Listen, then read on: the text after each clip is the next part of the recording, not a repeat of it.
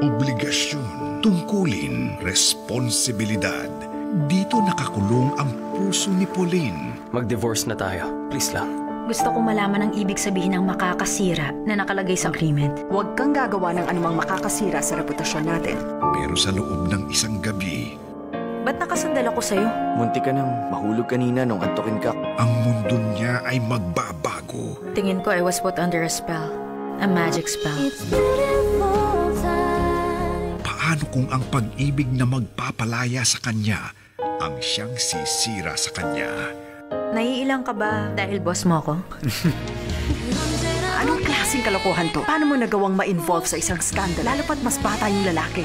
One of Korea's biggest superstars, Song Hye Kyo. Gusto kong lumayo pero gusto ko pa siyang makilala. Encounter. Simula May 2, 10 a.m. sa ating Kapamilya Channel.